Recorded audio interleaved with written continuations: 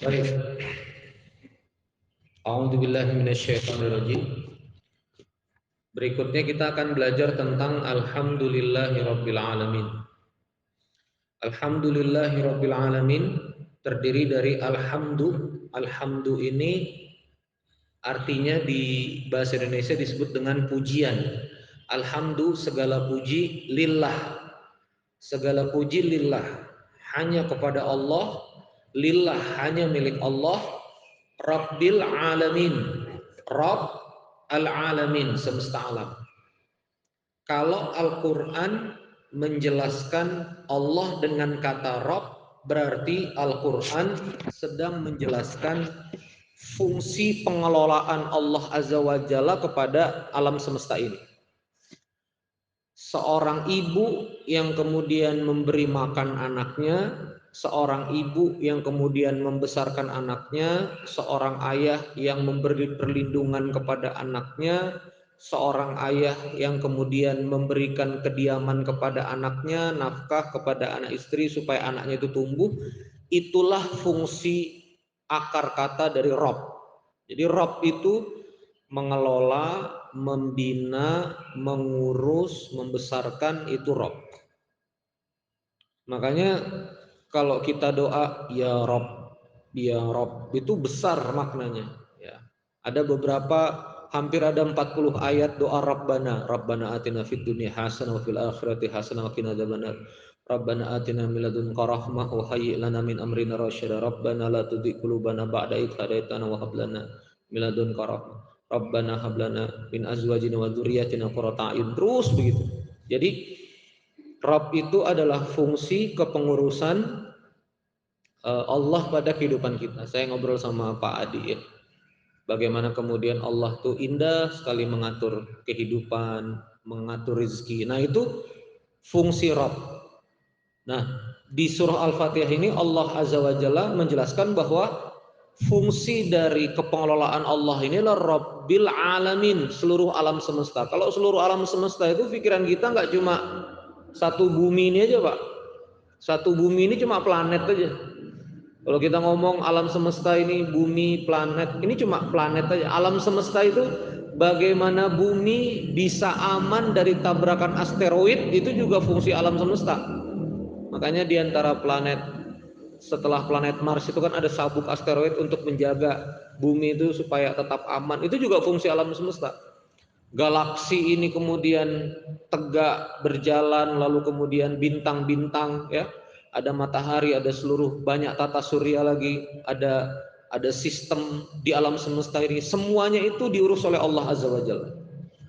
Termasuk di dalam tubuh kita ini ya, di dalam tubuh kita ini jantung berdetak, pankreas mengeluarkan insulin, ginjal kemudian menyaring darah, lalu kemudian pembuluh darah kita ini kemudian bergerak mengalir, kemudian darah, ada vena, ada arteri ya, lalu kemudian ada otot ya, yang kemudian bekerja untuk kemudian menopang rangka, menopang tulang, ada otak ya yang listriknya terus bergerak pada simptom-simptomnya. Semuanya adalah fungsi dari Rabbul Alamin. Nah maka dari itu Allah menuntun di surah Al-Fatihah ayat yang kedua itu alhamdu, segala puji atas kepengurusan ini semua, segala puji atas kemudian Allah menegakkan langit, Allah menyediakan oksigen, Allah memberikan rizki ikan, rizki makhluk hidup, tumbuhan, buah-buahan untuk kita semua. Kita dituntun untuk memuji Allah. Alhamdulillah, semuanya pujian hanya untuk Allah Rabbil Alamin. Ini tuntunan ya, tuntunan. Nah apa itu makna alhamdu? Makna alhamdu ini dua. Jadi satu-satunya salah satu kelompok dalam frase bahasa Arab yang dia juga kata kerja fi'il, tapi dia juga kata benda ism. Apa maksudnya? Di bahasa Indonesia, puji-pujian dan terima kasih itu berbeda. Contoh, mobil ini bagus ya, itu pujian Pak. Mobil ini bagus, itu pujian. Mobilmu bagus ya, itu pujian. Tapi kalau kita bilang terima kasih atas tumpangan mobilnya, itu terima kasih. Itu rasa syukur. Saya ulangi sekali lagi, misalnya makanan, dikasih makan, makanannya enak ya, enak nih makanannya, mantap masaknya, itu memuji masakan, memuji yang pinter masak. Tapi setelah makan dia bilang makasih ya udah dikasih makanan ini. Nah itu terima kasih. Jadi dalam bahasa Indonesia puji-pujian dan terima kasih dia merupakan dua frase yang berbeda. Di dalam bahasa Arab ini satu, namanya apa? Hamdu. Coba ulangi apa? Hamdu. Jadi alhamdu itu menghimpun dua dari makna itu. Makna pertama adalah terima kasih, makna kedua adalah memuji Allah. Maka Al-Fatihah itu kan sebetulnya dialog hamba dengan Allah Azza wa Jalla. Ketika hamba Allah kemudian mengucapkan Alhamdulillahi Rabbil Alamin, maka Allah mengatakan hamidani abdi, hambaku memujiku. Nah, ini perspektif-perspektif yang harus kita bangun ketika kita berbicara tentang hamdalah. Nah, maka dari hamdalah ini yang pertama kita belajar apa? Dari hadis ya. Dari Ibnu Jabir bin Abdullah radhiyallahu anhu berkata, sami'tu Rasulullah sallallahu alaihi wasallam yaqul, saya mendengar Rasulullah sallallahu alaihi wasallam itu berkata, afdhaludz dzikri la ilaha illallah. Afdhaludz dzikri, seafdol-afdolnya mengingat Allah adalah la ilaha illallah, tiada ilah selain Allah. Ini nanti mungkin di subuh mahabbah kita harus bahas sampai 5 pertemuan lah ini la ilaha illallah ini, la ilaha apa itu ilaha dan seterusnya. Mudah-mudahan kita dikaruniakan umur panjang. Wa afdalut doa, nah ini dia keren ini. Dan seafdol-afdolnya doa adalah alhamdulillah. Maka salah satu sunnah mengawali doa adalah alhamdulillahirabbil alamin. Coba lihat para ulama kita kalau doa kan, alhamdulillahirabbil alamin, alhamdulillahirabbil alamin, Allahumma shalli wa sallim wa barik ala sayyidina Muhammad. Jadi doa itu afdol diawali dengan alhamdulillah, salawat ya arhamar rahimin 3 kali ya. Alhamdulillah, salawat, taubat, lalu kemudian asmaul husna. Ini adab berdoa. Termasuk dalam ceramah hampir semua ulama, apalagi di Jawa Barat ini, mau keliling kemanapun, mau dia NU, Muhammadiyah, mazhabnya apapun, pasti sebelum ceramah apa? Nahmaduhu wa nasta'inuhu. Nahmaduhu itu memuji. Kami memuji Allah, nahmaduhu. Innal hamdalillah, sungguh alhamdu, pujian itu hanya milik Allah, selalu begitu. Karena hadis Nabi ya, dan ini diriwayatkan Tirmizi, Ibnu Majah, beberapa periwayatan, artinya dia mutawatir. Wa afdalut doa alhamdulillah. Nah, kenapa alhamdulillah ini jadi afdalut doa? Para alim ulama menjelaskannya kenapa? Karena Allah sangat senang kalau zatnya, Allah itu sangat senang kalau dipuji. Nah ini Pak, kita harus tahu ilmunya. Begini ya Pak ya, kalau kita muji orang, makanya ada sunnah itu, ada hadis Nabi itu, kalau kamu dipuji orang, ambillah pasir, ambillah tanah, usapkanlah di mukanya. Itu keras itu Nabi itu. Gini Pak, kalau kita memuji-muji manusia, manusia itu pasti ada aibnya, dan setiap pujian kita kepada manusia dalam kerangka tertentu, batasan tertentu, kadang-kadang juga nggak begitu tulus gitu. Misalnya kita punya pimpinan gitu kan, wah bapak ini luar biasa ya ini. Kadang-kadang itu bercampur sama kepentingan kita, mau ngambil hatinya dia kan gitu. Nah, gitu ya Pak ya. Aduh, masya Allah, ibu cantik sekali ibu, gini-gini. Kadang-kadang tuh antar ibu-ibu juga, aduh tasnya bagus banget, itu cuma mau ngambil hati doang, nggak gitu-gitu tulus gitu. Dan yang harus difahami adalah ketika memuji manusia, manusia itu juga ada aib dan juga ada kekurangannya. Dan secemerlang-cemerlang manusia yang kita puji itu masih skor sementara Pak. Ya, yang membuat dia kemudian, apakah kemudian manusia itu seperti apa kualitasnya di mata Allah Azza wa Jalla ditentukan di akhir hidupnya. Nah, maka ini ada sebuah tuntunan pada syariat adab. Kalau misalnya kemudian mau misalnya gini, memberi nama aula masjid misalnya atau memberikan sebuah penghargaan tertentu pada sosok tertentu, itu biasanya anjuran daripada ulama salaf adalah tunggu sampai, mohon maaf ini, tunggu sampai wafat nih. Tunggu sampai apa?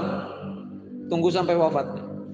Saya punya ayah itu waktu wafat COVID Delta itu, di akhir hidupnya itu banyak kontribusi sama masyarakat. Alhamdulillah tidak ada kewajiban hutang sama sekali, menuntaskan pendidikannya dan pembinaannya kepada semua anak-anaknya. Dan ayah saya itu sebelum wafat tuh saya ingat banget kan, ditelepon sama ICU RSHS.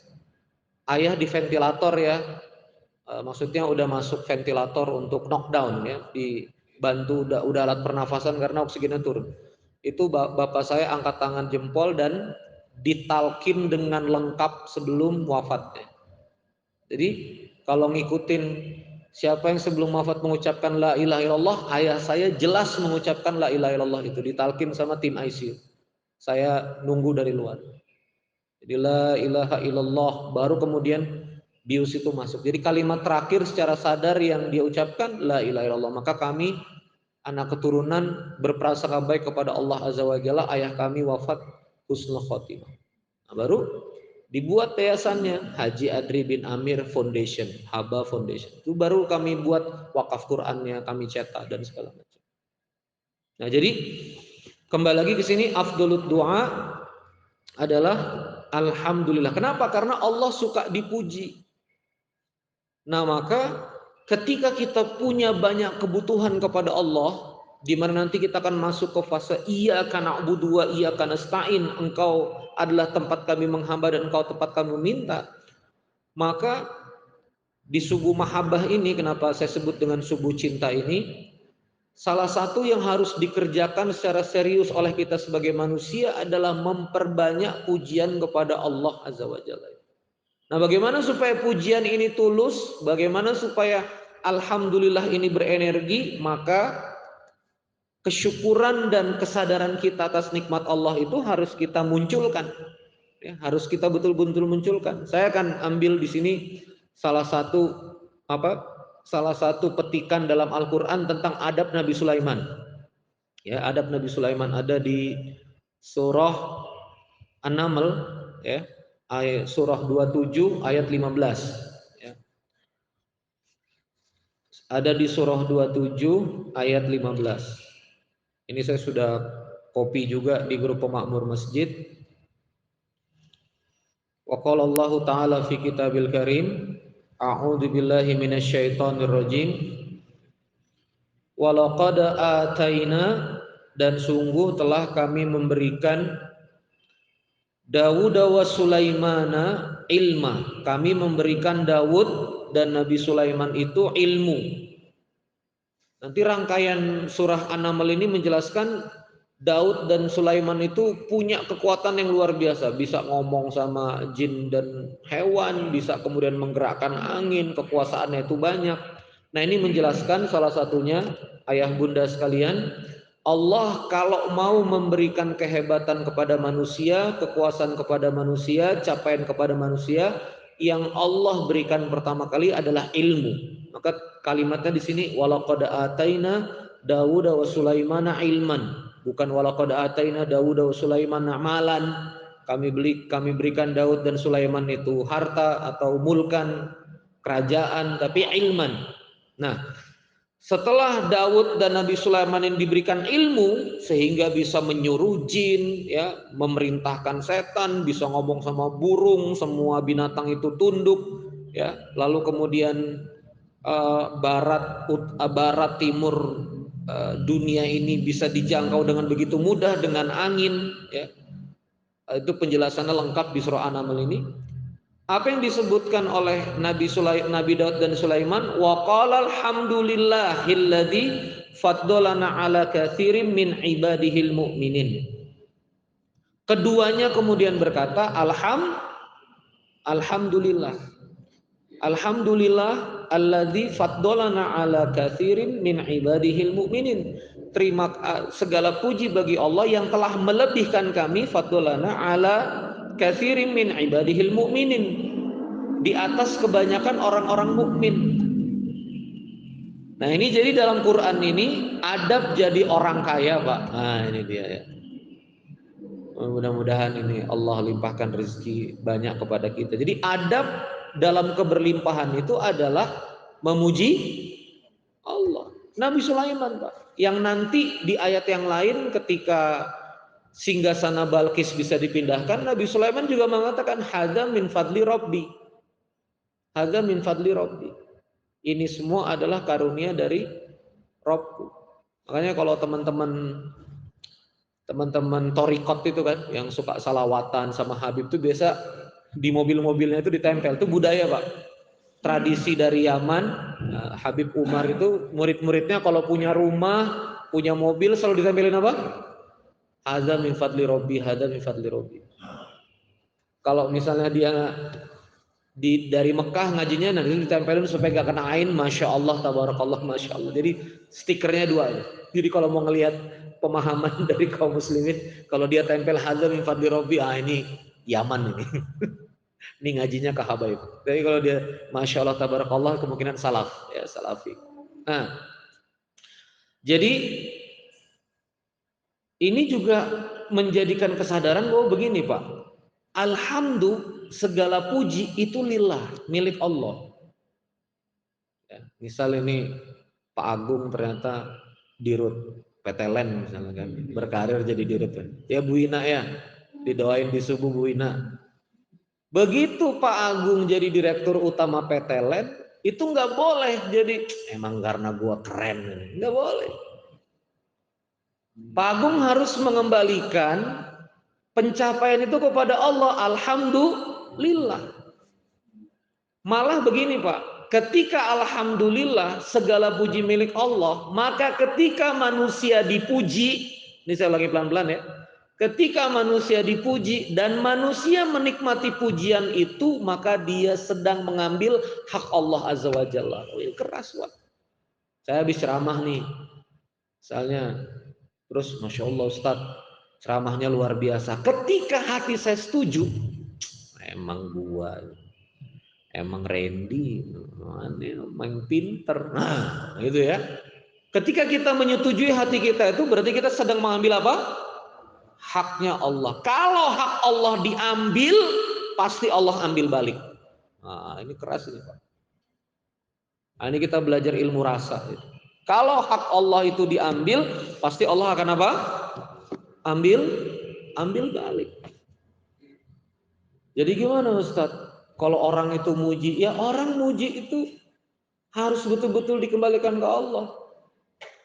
Oh Ustadz bagus nih ceramahnya, si banyak lebih bagus, banyak kekurangan Pak, minta doa. Nah itu adab yang kemudian diajarkan pada ulama. Semoga yang engkau prasangkakan baik itu benar adanya pada diriku.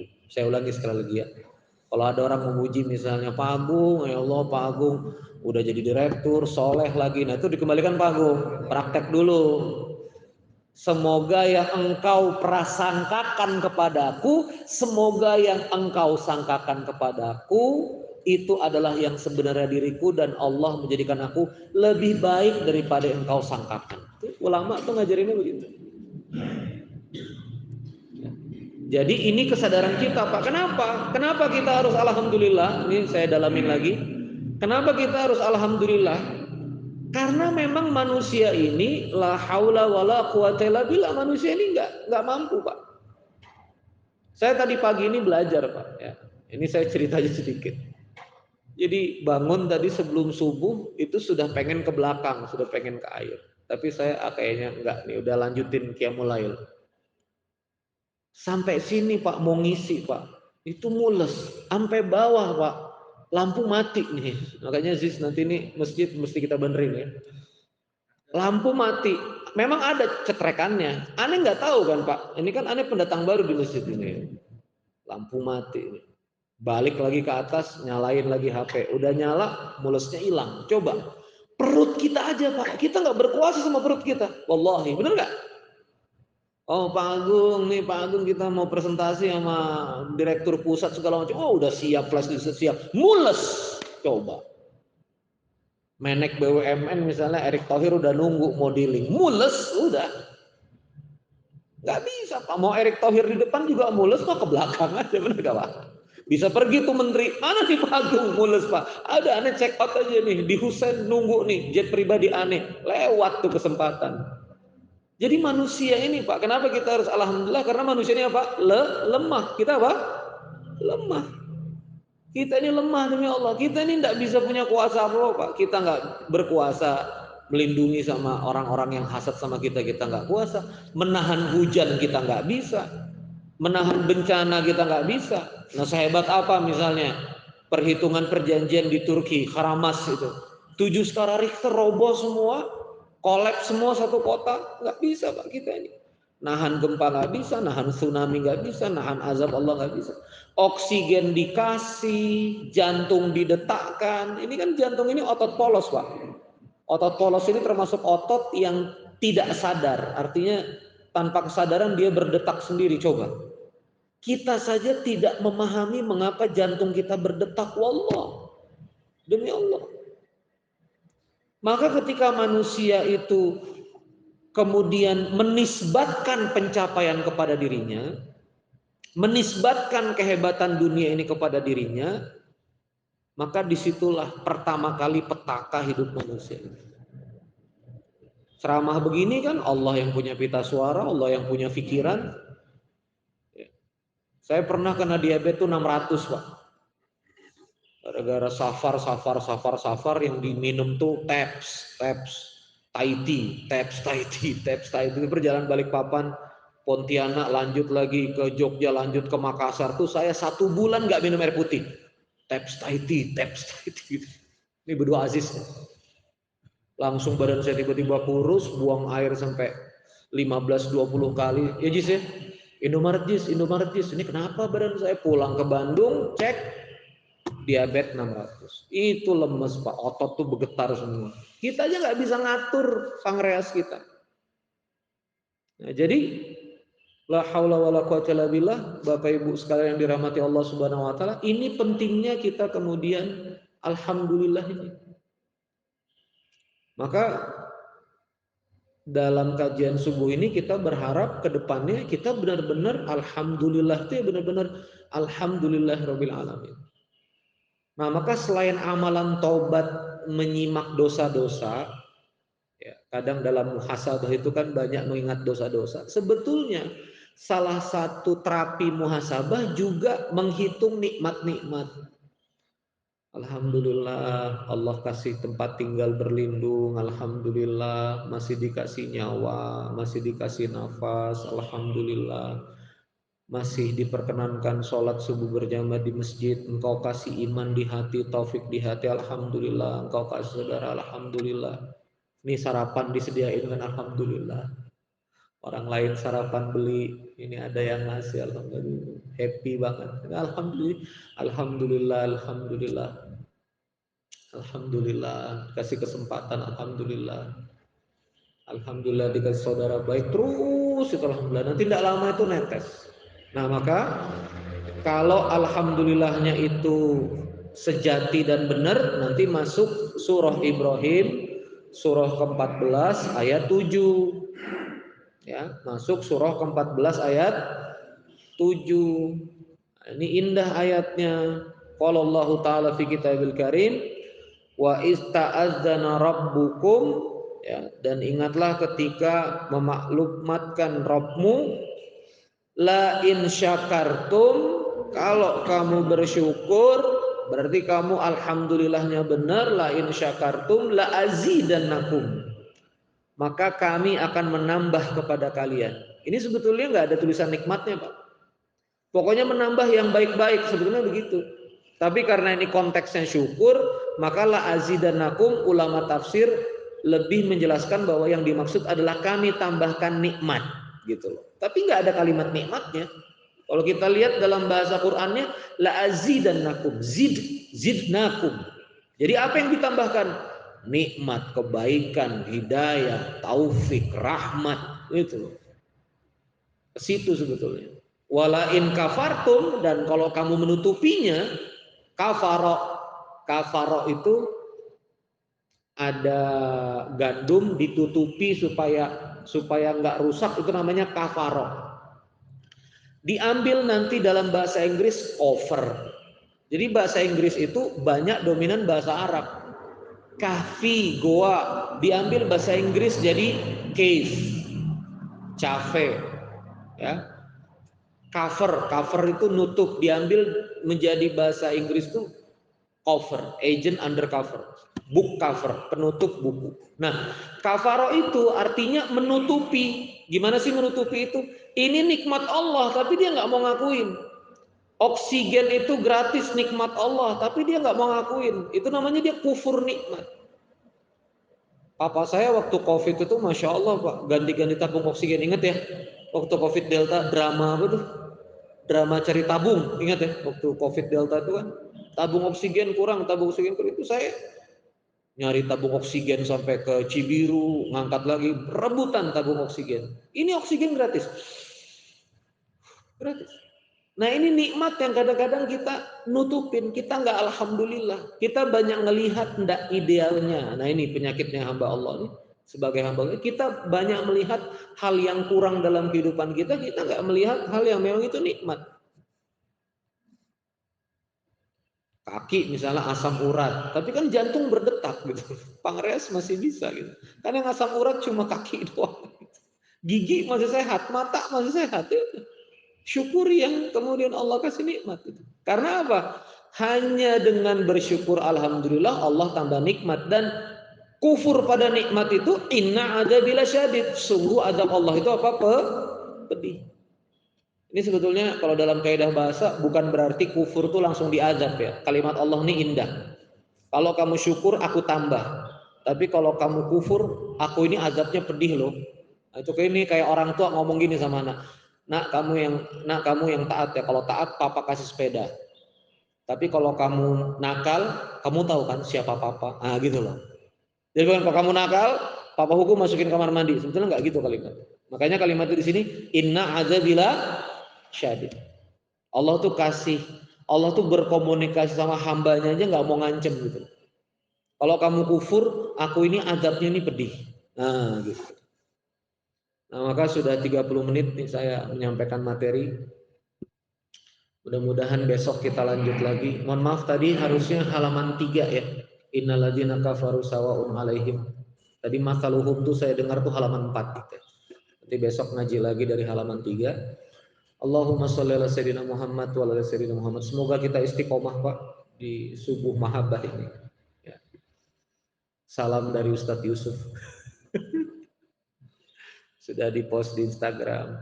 Ustadz Yusuf tuh pesannya kepada kita semua, Ren kalau mulai pakai bismillah itu udah pakai nama Allah tuh harus gede, harus hebat, harus mulia. Kan saya ngomong, kajian subuh itu nggak apa-apa Ustadz, 8 orang, 12 orang, yang penting jalan terus. Marah tuh satu Yusuf. Langsung ngasih voice note 20 menit. Nggak boleh. Kalau pakai bismillah tuh harus besar, harus rame, harus semangat, harus gitu. Jadi insya Allah dapat doa dari guru kita semua. Allahumma shalli ala sayyidina Muhammad wa ala sayyidina Muhammad. Beliau menyampaikan salam kepada antum semua di subuh mahabbah ini.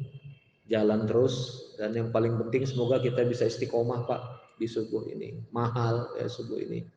Pelan-pelan diajak saudaranya yang kenal, mudah-mudahan pelan-pelan banyak yang kemudian bisa memenuhi saf-saf subuh ini. Salah satu yang dicek oleh Salahuddin Al-Ayyubi. Jadi Salahuddin Al-Ayyubi ini yang kemudian merebut kembali Palestina dari tangan Salibis. Itu kerjanya Salahuddin Al-Ayyubi itu kurang lebih dalam kitabnya Profesor Dr. Al-Khilani itu sekitar 50 tahun. Ya. Salahuddin itu kemudian bekerja untuk mempersiapkan kaum muslimin bisa merebut Palestina. Apa yang dicek Pak oleh Salahuddin Al-Ayyubi Pak? Apa yang dicek? Saf subuh berjamaah. Jadi Salahuddin melihat, waduh, saf subuhnya masih begini, ini belum pantas menang. Berat ini kalau kita Begitu saf subuhnya kemudian penuh, ya, madrasah-madrasah itu kemudian tegak, nah itu baru kemenangan berpihak pada kaum muslimin. Jadi memang keberkahan masyarakat, keberkahan ekosistem itu dimulai dari subuh ini. Subuh ini gardu listriknya. Maka salah satu yang saya evaluasi juga dari etapa dakwah yang saya jalani sebelum-sebelumnya itu, ya guru saya itu dari 4 tahun yang lalu suka bilang, yang ditetesin itu subuh. Tapi saya karena keliling-keliling kan, jadi susah untuk menetap di titik satu pada subuh. Nah mudah-mudahan ini etape kita bisa kemudian bangun komunitas ini, ekosistem ini untuk sama-sama kita istiqomah. Allahumma inni as'aluka ilman nafi'an wa rizqan thayyiban wa amalan mutaqabbala. Semoga hari ini Allah berikan kita ilmu yang manfaat, rizki yang thayyib dan amal yang diterima. Bismillahi la yaduru ma'asmihi syai'un fil ardi wala fis sama wa huwas samiul alim. Semoga kita terlindung dari segala macam keburukan mudarat hari ini. A'udzu bikalimatillahi tammah min syarri ma khalaq. Kita berlindung dari kalimat Allah yang maha sempurna, min syarri ma khalaq, dari keburukan ciptaannya, keburukan manusia yang hasad, keburukan manusia yang jahat, keburukan makhluk-makhluk yang kemudian berbisa, ya, keburukan kemudian apa, jin syaitan yang kemudian menggoda manusia dan seterusnya. Semoga kita terlindung. A'udzu bikalimatillahi tammah min syarri ma khalaq. Alhamdulillahirabbil alamin. Alhamdulillahirabbil alamin. Alhamdulillahirabbil alamin. Rabbana atina fid dunya hasanah wa fil akhirati hasanah wa qina adzabannar. Subhana rabbika rabbil izzati amma yasifun wa salamun alal mursalin walhamdulillahi rabbil alamin.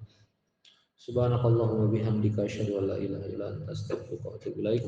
Wassalamualaikum warahmatullahi wabarakatuh.